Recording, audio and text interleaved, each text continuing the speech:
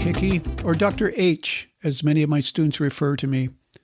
I want to welcome you to another episode of the International Service Learning Experiential Medical Education Podcast. During each episode, I will be interviewing healthcare-focused students and faculty from high school to university that have had an opportunity to participate in an international service learning trip. Additionally, I will be discussing the benefits and challenges to international service with healthcare professionals that have served abroad, as well as industry leaders in healthcare, education, study abroad, spirituality, and those living in the countries being served. Well, we're real excited today to have Ava with us. And just to let everybody know, Ava and I do have some history. She's a student at the University of South Carolina, and we've met quite a few times. Excited to have her on the podcast today for a couple of different reasons. She's had a wonderful service learning trip that she is going to share with us, and this was pretty recently. And she's got a role within ISL that we'll talk about a little later during the podcast. But for now, Ava, why don't you just tell our listeners a little bit about yourself and probably most importantly, your pre-med journey at the University of South Carolina. Yeah, absolutely. Well, thank you so much for having me. I'm really excited to chat today and share my experience. So my name's Ava, as you mentioned. I went to the University of South Carolina and I graduated this December 2025. I came to South Carolina being from Charlotte, so it's pretty close. I always knew I wanted to go into healthcare, but I was unsure, and I ended up joining a pre-med fraternity while at the university. Pretty much opened every single healthcare door that I've walked through, which was great. So I really recommend that to people who are considering it. I ended up serving on a few executive boards of Women in Healthcare at University of South Carolina and also MEDLM, both student-based organizations, and they're both great organizations and healthcare focused, which is awesome. I've been on 2 service learning trips. They've both been great, one through ISL and one through a different organization, and I've learned a lot from them. And I'm really looking forward to continuing my healthcare career. I'm in my gap year and I just took the MCAT and I'm applying to medical school this year. So I'm really looking forward to exploring all my options there and hopefully attending medical school next year. Well, Eva, thanks for sharing. And I just wrote a few notes. You graduated in December. Share with us a little bit about graduating early.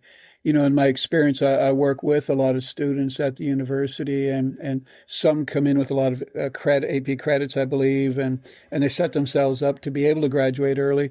Some try to graduate either a semester or even a year early to save mom and dad a lot of money because, as you know, school is quite expensive. How did you work that out that you were able to graduate a semester early? Well, you have it exactly right. That was ultimately the reason I've decided on graduating early. So I did come in with quite a few AP credits, but I didn't know how that was going to serve me sort of towards the end of my college career. But I went to my advisor junior year and kind of asked him to lay out all my options. He said I could add an extra minor. I didn't mention earlier, but I was a biological sciences major and a neuroscience minor, and I was considering adding another sort of more public health-based minor. He said I could graduate early. He said I could just take some fun classes, and I sort of weighed my options, and I thought, you know what, I don't want to, add another minor and then be rushing to finish it. I have enough credits to graduate in December, and I can save a couple bucks in tuition, which is great. And I knew that I'd be taking the MCAT in the spring as well, so I thought that was pretty conducive to my study plan. I'd be able to just sort of mostly focus on that without having to juggle classes as well. So it's kind of what worked best for me. I did in the last semester have to take a couple of tough courses at the same time, kind of shoving that all together, but I don't regret it at all. It was definitely tough, especially just with graduation looming, but it ended up being all okay. And it was definitely worth having the time and the money to study for the MCAT. Now, speaking of the MCAT, in my experience, a lot of students that have had to write it a second or even a third time have shared that the challenge they had was they were multitasking. They were doing too many things at the same time. From what you share with us, you've graduated in December and are in the process of studying during your free time for the MCAT. Is that correct? Yeah, I actually just took it last week, but yeah, that's exactly what I was doing from December through April. Do you recommend that process to your peers to take a significant chunk of time like what you've done, or knowing what your pace was like during school? Do you recommend trying to write it during a heavy semester? I definitely recommend, if at all possible, to take the time to study for it without having to juggle classes. Again, I was lucky enough that since I graduated a semester early, I could kind of move back home and not have to worry about classes or anything like that. And it worked great for me. My kind of sole purpose in those 4 months was studying for the MCAT. And, obviously it's easy to overload yourself, but I think with that amount of time, the 4 months and 4 to 5 months was great for me personally. I could study for anywhere from 4 to 6 hours a day. I didn't ever feel burnt out. I was actually waking up excited to study, whereas I think when you're juggling a big course load, you're not as excited to study for another couple of hours every day for the MCAT. So, if at all possible, I definitely recommend that method. It does require you kind of taking a gap year because you're taking the MCAT and then applying, and then, the next year you're hopefully matriculating. But I think more and more people are taking gap years. I think almost, over half of applicants are these days. So definitely recommend, trying to carve out the time to full focus on the MCAT because it is a huge part of the application. Well, thanks for sharing. And from some of my recent readings, it's actually around 70% are doing Yeah, it's taking it's the gap definitely year now. growing. So those are great words of wisdom that you shared with the listeners to take the time, block off the time, put your best foot forward, so to speak, by making sure you're as well versed in the topics before you write it. That's great recommendations. Now, you mentioned a pre-med fraternity, and I know a lot of students have mentioned that before. What is that pre-med fraternity, and do you recommend it to your peers? So I was in Alpha Epsilon Delta. I rushed the second semester of my freshman year. Have I had no idea what I was getting myself into. I had never done an interview about healthcare before, so I just kind of went in and put my best foot forward. I don't think I'd ever worn business casual Mhm. before. So it was definitely, jumping into the deep end, but everybody was so welcoming during the rush process, which was first and foremost, the best part for me because I was so incredibly nervous. And I ended up getting in, which was great. And I definitely recommend any sort of pre-health club fraternity, even if it's not like a rush-based process and you just kind of enter not having to, interview and everything. I think that's great as well. Alpha Epsilon Delta is a little bit different than some others like PHI-D. PHI-D is specifically pre-med, whereas AED is pre-med, pre-PA, pre-PT, OT, a lot of the, pre-health tracks. So it was great to be able to mix with all of those sorts and, explore also because some people come in and they don't know what career they want to pursue. They just know that they want to pursue a career in healthcare. So it's kind of great to see different perspectives, why people are choosing their path. And, I know a lot of people I know actually did change their path, but we get a lot of opportunities to do service, professional activities, and social activities, just getting to know everybody in the organization. And my medical assistant job came from somebody passing along the information that I knew from AED. Most of my service, I got from information from AED. So and a lot of the clubs I joined also I got from, the mini speaker presentations at chapter. So yeah, it was the best thing I could have possibly done for my journey in healthcare. And it was great that I joined early, but a lot of people, don't join until sophomore or junior year, and that's totally fine too. Everybody has a different story, and I think I definitely recommend it for people who are considering it. Well, thanks for sharing that validation of the value of AED. I've really enjoyed meeting students that are in AED over the years, and it kind of speaks to why I put together my service learning trips over 20 years ago.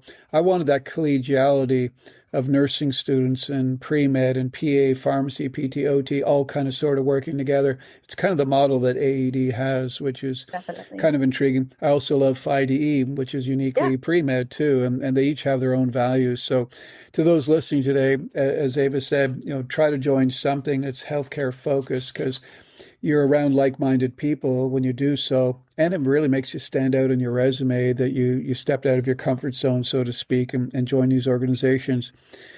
I like that you, and I think we actually met at Women in Healthcare. Is that correct? We did. Yeah, Yeah, you were absolutely. president at the time? Yes, yes, Correct. sir. So was that a year ago or a little over a year ago or a year and a half ago? I Yeah, I guess it think was. I so. was a guest speaker at Women in Healthcare, which actually I was either organized or developed by one of my, or co-developed by one of my students, Shannon. I love women in healthcare, and Me too. it's one of the highlights of my experience actually at the University of South Carolina. I was actually speaking to this group of young ladies. Could you explain to the listeners what women in healthcare is, and if they don't have something similar on their own campus, how could they develop it? Yeah, so like I said earlier, Women in Healthcare is a student-led organization. As you mentioned, it was started by Shannon O'Leary and Edie Violi, who are both in their in PA school and med school now, which is awesome. The founders have kind of found their way, but yeah, they started a couple years ago with the goal of just collaborating with other women in any sort of healthcare field. It's not limited to, pre-med, pre-PA. It's nursing, pharmacy, cardiovascular technology, anybody that's, considering pursuing a career in healthcare and just, promoting collaboration amongst women who are hoping to pursue those careers because, in this career and in any field, women can be pitted against each other. It's also, can be hard for us to find our way, find a group of people with similar goals. So I think that's the reason they started the organization. And then I joined my sophomore year. I think it was pretty new. I remember there was probably 20 active members, not very many people at the meetings. And my friend Caroline Timothy and I both sort of looked at each other one day and decided that we wanted to build the organization up a little bit because, the mission of the organization was amazing. It was great, but I think starting it is difficult enough and then building it up is a whole nother task. So we were lucky enough. I served as vice president last year, or my junior year, and we were lucky enough to be chosen to be the co-presidents our senior years because I think we were both super passionate about the mission of the organization and had been there from the beginning and knew that, this could go somewhere. So we were able to boost the membership pretty much from, maybe 50 people to over 300 people, which is so great. Everybody has a completely different story. We've met so many different lovely women who are pursuing goals. We've had great speakers. We do service events, professional events, social events, try to get out into the community and learn more about Columbia and learn more about, healthcare beyond Columbia. And it's just great to see all these women collaborating and making new friends and maybe even having meeting a future coworker. So it's great. We love it so much, and the girls next year are doing a great job with continuing what we were able to start. And yeah, it's something I'm super passionate about. I think it's a great Well, it's organization. it's it's kind of a legacy thing, which is kind of cool that it lives on after you've gone, and it continues to Exactly. grow and build on what you guys have developed. And I have to say that I think through my meeting you, and either directly or indirectly, that led to me speaking to your group, Women in Healthcare, about a service learning opportunity, which led to a all women's healthcare team that went to Belize in March and had an all women's clinic, which was amazing. And Exactly. women that normally would not seek help or attention, maybe intimidated by males, were able to freely come to a clinic where they had all female doctors, all female interpreters, all female participants. So kudos to you. No, it And wasn't all me. well, Don't no, no, worry. no, but you opened the door, and that's what it's all about, is door opening. And that leads us on to your trip with ISL. So tell us about your trip. It was an inaugural trip in February of this year in Belize. If you want to share what that experience was like. Yeah, so I mean, I could talk about it for days, but I heard about it through you, Dr. Hickey. As you know, you spoke at Women in Healthcare, and I was telling you sort of what my goals were, my plans were, that I was taking a gap year. And you mentioned to me that, you had been organizing a group of med students and pre-med students that were gap year students to be going to Belize. And I'd gone to Costa Rica the year prior, and it was such a great experience. It was also with Women in Healthcare, so it was all girls. And I knew, two or three people out of the 40 women that went, but I, grew to be friends with pretty much all of them, which was awesome. So I knew I wanted to another experience like that, seeing the healthcare system in Costa Rica. So when you mentioned Belize, I was super excited about that opportunity, particularly because, I'd be working with gap year students, but also with med students who are, for this stage in my career in my life, those are, the biggest mentors to me at this point because they're the next step in my journey. So I was really excited about that, and we organized it. And going in, I was the only one who didn't know anybody, which was a little intimidating. I didn't realize that at first, but it ended up, I made lifelong friends. It was such an amazing experience. We did sort of like half and half in Belize's hospital, their local hospital in Belmopan, as well as the clinic that we set up. And the hospital, we got to rotate in two specialties of our choosing with the med students, which was very interesting and very different from what, we're used to in the United States. And then in the clinic, it's what you maybe normally see with these service learning trips. We kind of opened a pharmacy and anybody in the community could come and see, and we'd take their vitals, see what was going on with them, try to give them a short-term solution, and maybe give them some preventative tips as well. Just do what we could, but both experiences were pretty different from each other, the hospital and the community, but they were both awesome. And then we did get to have a little bit of fun at the end. We went to the island of Key Calker, which is off of the coast of Belize, and we got to hang out and do some fun activities. So that was great too. So you got to swim with the sharks, right? Yeah, we swam with sharks. We swam with a lot of fish. It was great. What Clear was water. what was it like to be mentored by fourth year med students? Wow, I cannot speak on how I cannot speak enough on how amazing the med students were. There were four of them, each going into different specialties, and they were so wonderful, so willing to teach. They were very humble in saying that they don't think they know anything because they feel like, they're about to be residents this year. So they feel like they know nothing about their field, but to us gap year students, they know everything. And it was so great. They taught us about med school, they taught us about life, they taught us about medicine. Any question we possibly could have, they could answer. So, they're the big kids. They're the coolest people in the world to us. So it was such a great opportunity to be mentored by them. And I can speak for all of the gap year students that were on the trip, and we're just so thankful that they were willing and able to teach us the way they did. Now, you were mentored by the fourth year med students. You're also mentored by the local healthcare professionals. What was it like working with the local healthcare teams?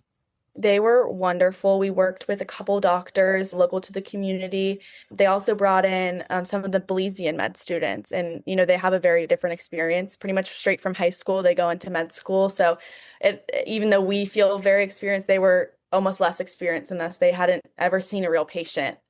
It was their first time taking vitals on a real patient. It was their first time asking questions to a new patient or to a real patient. So it was very different. But the Belizean healthcare workers, the doctors, the nurses, they had such a different perspective.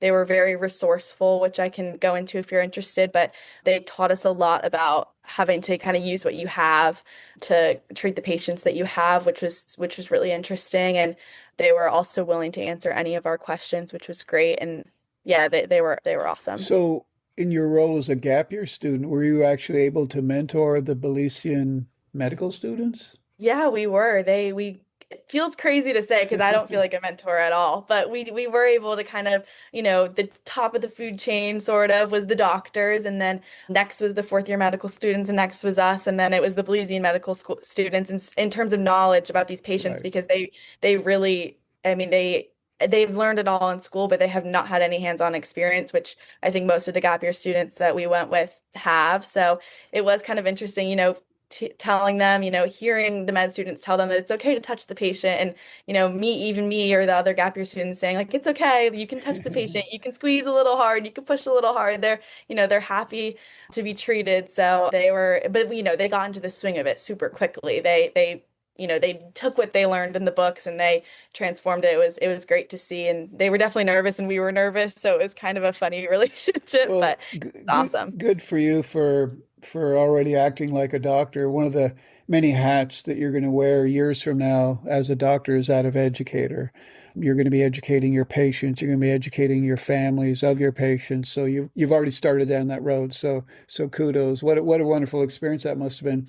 Was there any specific patient or community member that made an impression on you that stands out when you think about the people you saw either in the clinic, either in the hospital or in the rural clinic? There were definitely a few. I think the biggest overall impression that, you definitely see here in the US, but I think it's a little more common in Belize and in countries in Central America is that they have a really big religious base. And so a lot of them don't necessarily believe based on their religion. They don't really believe in hospitals. They don't believe in the medicine that we provide them, which, of course it's a belief held by a lot of people. It's just very different from what we're used to. So I think a big challenge that we had was we would tell patients, you need to go to the hospital or you need to be taking this medication. And they say, no, God will help me or, the higher powers will help me through this. And obviously it's great to hear that they have such a strong faith, but it is tough for us because, we know the science of it.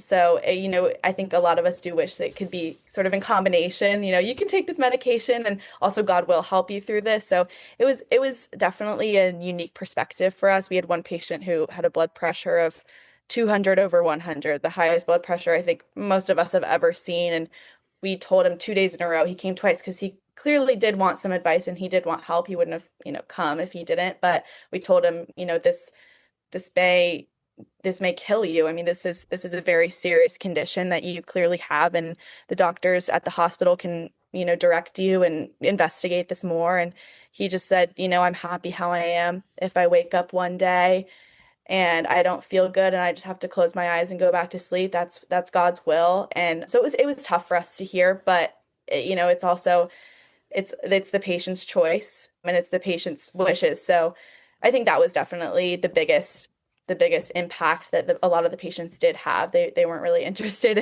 in the medicine aspect of it all, but it's a great perspective to have, I No, that's think. that's a really good example that you shared. I mean, in your future, you're going to have a lot of cultural and ethical dilemmas, not dilemmas, cultural challenges and ethical dilemmas, such as what you just described, that you've got a patient that could definitely benefit from medicine and there's maybe some frustration on your side because they won't take it. But then on the other side, you have to understand that they have a deep faith. So there is a fine balance that you have to work through as you're dealing with your patients. And that's going to be an ongoing thing day by day. Tell us about the hospital experience because I was in that same hospital as you were at the same time as we went through the tour. How would you describe it?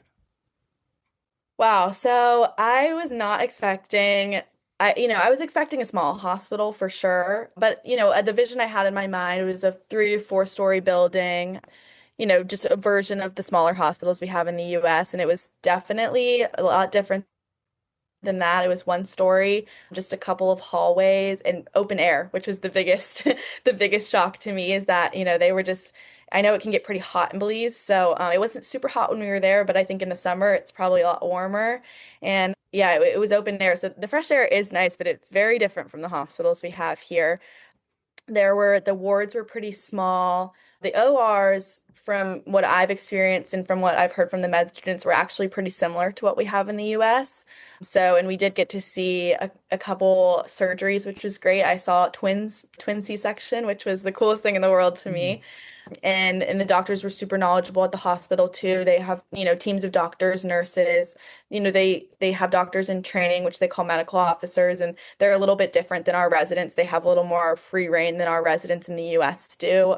They kind of are thrown into the deep end, as they would say. But yeah, it was definitely not what I was expecting, but they definitely have a flow there, and everybody that works in that hospital is used to what they have going on, and their system worked great for what they have. So is labor and delivery going to be a choice now that you saw that delivery?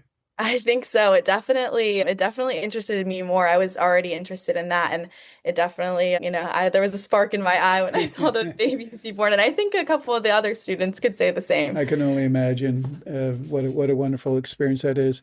Do you feel in the time that you were there that you actually did make a difference in the patient population? Well, it's tough to say because, we were there for a week, and of course, we're not going to say we changed all of these patients' lives, that we don't have the scope to do that, just to be completely honest. I think it was more about, we were able to give them short-term solutions, especially in the clinic. We gave them, a month's worth of meds for whatever they may have. But I think it was more the education that we were able to provide them that has a little more of a long-term impact. The doctors were great with that, with educating the patients and explaining to them that, they have this condition and it may feel like it's just happening right now, but it will continue if they don't, take preventative measures.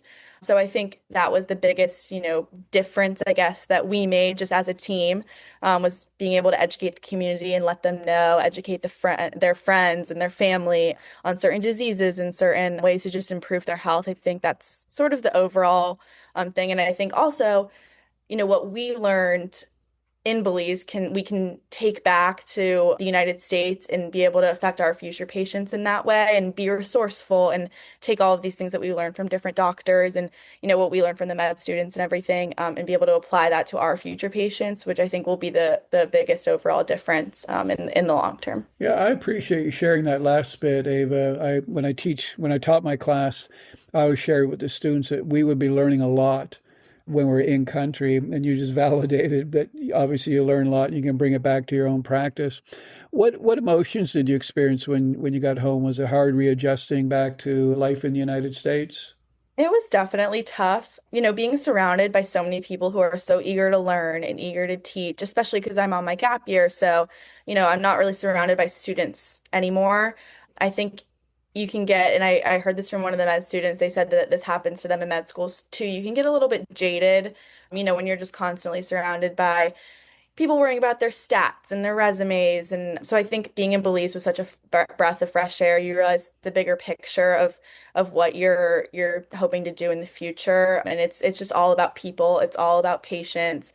And it's all about just making the world sort of a better place, for, to make it cheesy. But I think, yeah, readjusting was hard, but I looked at, my career from a different lens than, I did before because I like I said, I realized that, it's just patient by patient, person by person. The world's a huge place, but even the tiniest of difference and the tiniest of knowledge you can gain can make a huge difference in the long run. Yeah, well, how has this cultural experience affected your own future career goals? Give us an example, if you could, of how something you learned in Belize could help you as a practicing physician years from now in the United States.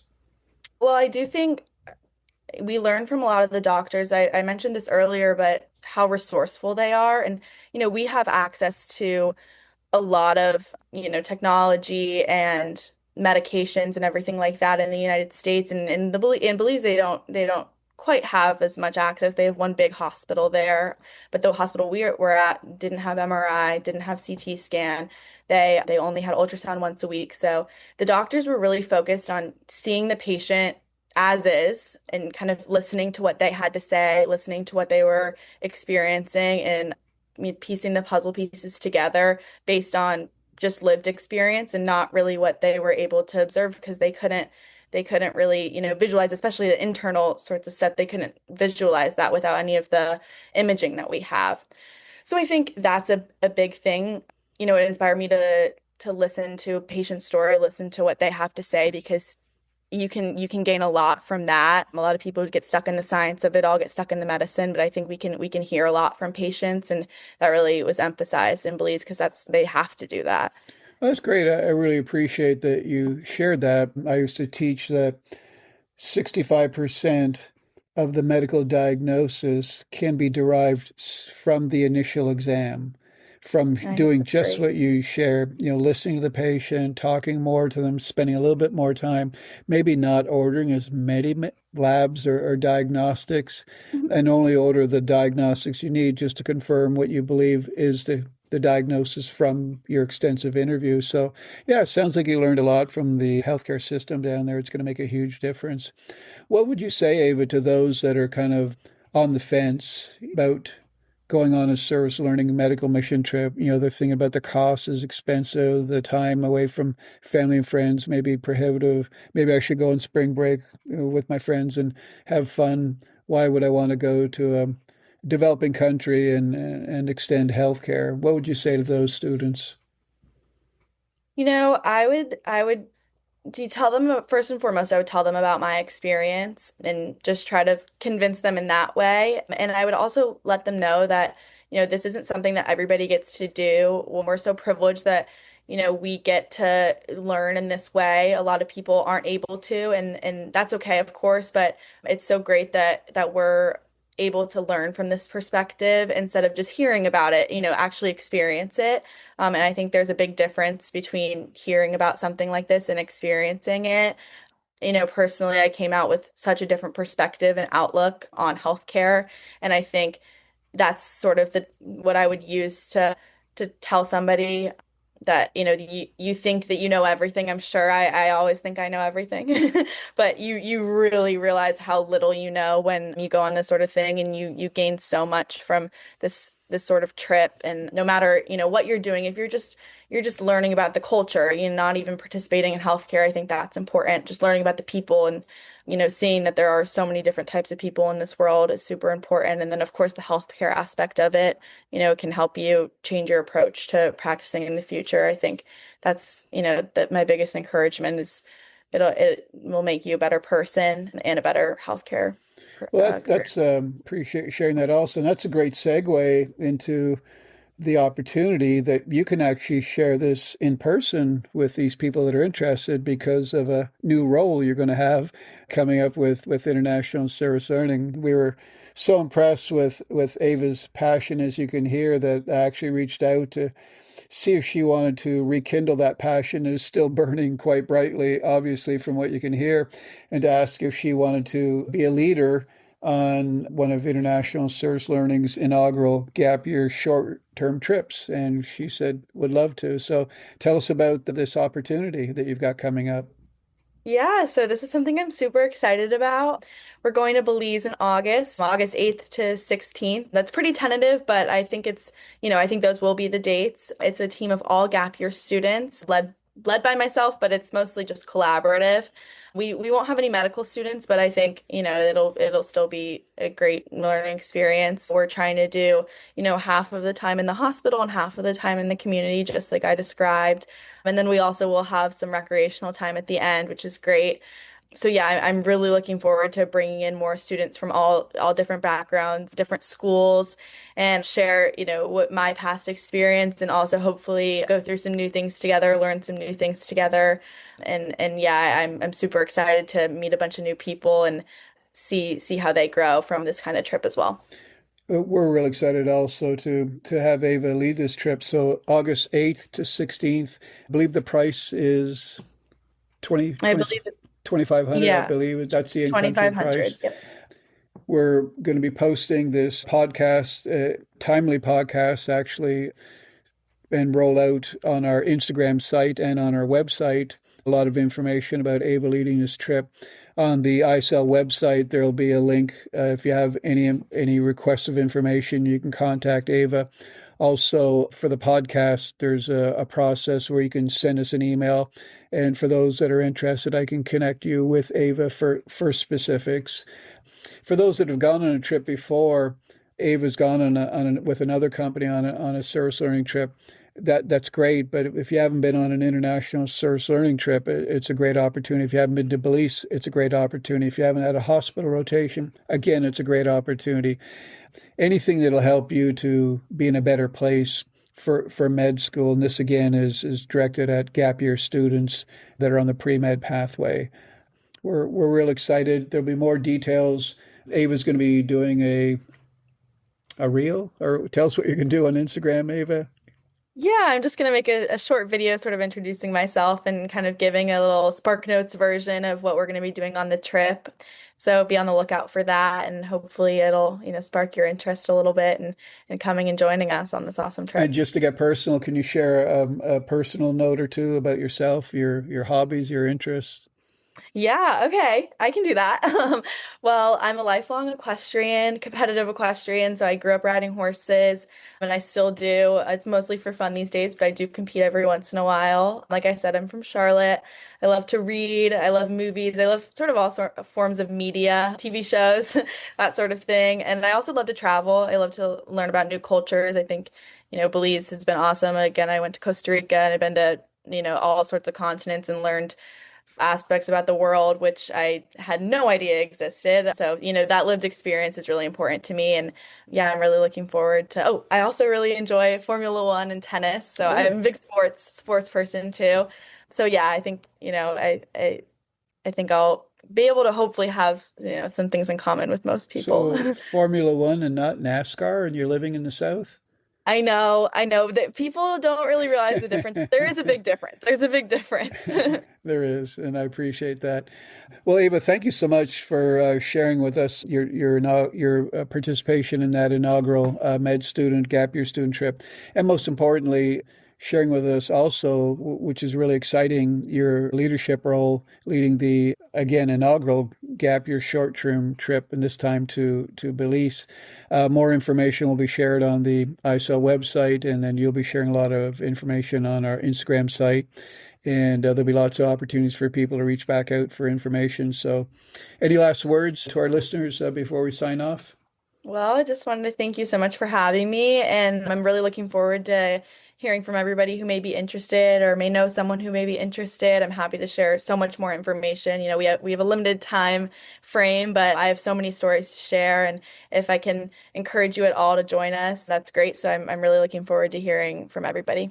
And from my perspective, having just been to Belize when Ava was there with her team, it's an unbelievable experience. The hospital's fascinating. The country's fantastic. The accommodations are unbelievable. So many recreational activities, so many cultural activities. Key Cocker, the island's just to die for. I've been there so many times and can never get enough of it. Just very laid back. Belize itself, tropical country, beautiful people. Both of us could go on and on, I'm sure, but let's leave it at that. Thank you, Ava, again for joining us today, and I look forward to following your progress as a leader of our upcoming trip to Belize. Thank you so much. I really appreciate it. I want to sincerely thank our guest, Ava, for her willingness to join us on the International Service Learning Experiential Medical Education podcast. But most importantly, I want to thank Ava for the passion that she has shared with us. Ava is a great ambassador for pre-med, gap year students, and for service learning. Her future patients and their family members will be very privileged to have her as their healthcare provider. I am hopeful that by sharing details from her service learning trip and now her new role as an ISL gap year student leader, that she will inspire gap year students to step out of their comfort zones and to go for it as far as pursuing a similar opportunity.